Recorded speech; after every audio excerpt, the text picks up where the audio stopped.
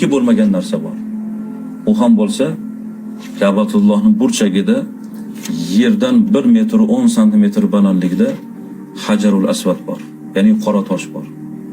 Tavof o'sha toshdan boshlanadi va tavof toshda tugaydi.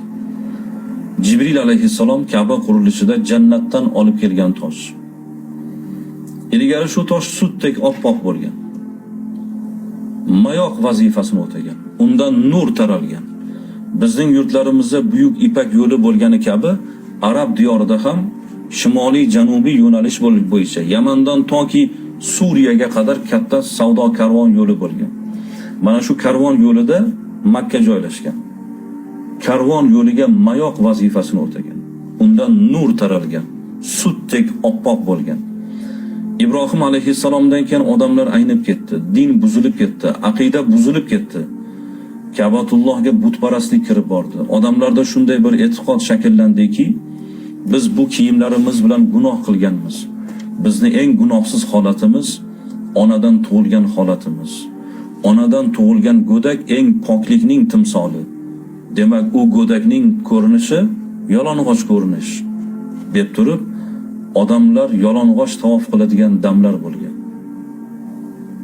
Ka'batullohni butkul yalang'och tavof qilishgan. Odamlarni bu qilgan ishiga tosh chidolmadi. Rangi qorayib, nuri so'nib qoldi. Imomi Hirabiy aytadilar: insonning qilgan isyoniga tosh chidolmadi. Rangi qorayib, nuri so'ndi. Butun umrini isyon bilan o'tkazgan odamning qalbi qanday bo'lar ekan deydilar. Toshki isyonga chidolmadi, rangi qoraydi, nuri so'ndi. Insonning qalbi etku, u et ham qora toshga aylanib ketsa kerak deydilar. Mana shu tosh Alloh taolo ko'radigan ko'z qiyomatda gapiradigan til beradi azizlar. Umrachini, hojini qiyomatda bitta shafoatchisi bo'ladi. Mana shu tosh qiyomatda umrachini, hojini shafoat qiladi, guvohlik o'tadi. Parvardigor, men guvohman. Seni shu bandang seni baytingni tavof qilgan, umra qilgan, haj qilgan, baytingga nazari tushgan deb turib, hojini, umrachini haqqiga guvohlik o'tadi azizlar. Abbosiylar davrida Shiyalarni Qarmatiylar jamoasi Ka'batullohga katta bir qo'shin tortib kelib, Hajarul Aswadni joydan qo'parib olib ketishadi. 20 yildan oshiq muddat ular bermaydi. Keyin Abbosiylar xalifaligi o'rtaga odam qo'yib, pul taklif etilib, katta mablag' evaziga sotib olinadi va hozirgi o'rniga olib kelib, atrofiga gardish qilib qo'yiladi. Ana o'sha qo'parish jarayonida bo'laklarga bo'linib ketadi. Hozir biz tavof qilib o'padigan Hajarul Asvad bir necha bo'lakdan iborat. Ular o'sha toshni qo'parishda sindirib yuborishgan. Azizlar, Zamzam qurigani kabi qiyomatning alomatlaridan bittasi.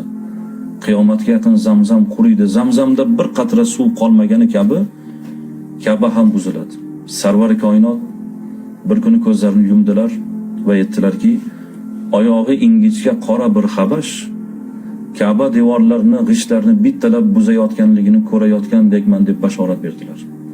Ana o'sha buzilish jarayonida Allohning farishtasi o'sha toshni yana jannat sari olib ketadi. Zamzam ham jannatga qaytadi va Hajarul Asvad ham o'rniga qaytadi. Makkada Alloh deydigan odam qolmaydi. La taqumu sa'a hatta ma yabqa man qala la ilaha illalloh. Yer yuzida la ilaha illalloh deydigan odam qolmaydi. Ilon iniga kirgani kabi iymon ham Madinada so'nadi deganlar. Lekin shukrlar bo'lsinki, hozirgi jarayon musulmonlar adadining ko'payishiga qarab ketyapti. Ka'batullohga talpinadiganlarning soni ko'payish tarafga qarab ketyapti. Alloh taolo barchalarimizni mana shu ko'zlarimiz bilan Ka'bani ko'rib, qo'llarimiz bilan Ka'ba devorlarini ushlab, xatim ichida namoz o'qib, umra va hajlarni qilishligimizni Alloh barchalarimizga nasib aylasin. Ka'bani ko'rgan ko'zingiz, umra qildingiz, haj qildingiz, Alloh taolo sizni shunday mukofotlasinki, Ka'bani ko'rgan ko'zingiz do'zaxning otashiga tushmasin. Mana shu bashoratlardan umidvormiz. Alloh taolo hammalarimizni o'zini baytini qayta tavof qilishlik sharafiga o'zi muyassar aylasin.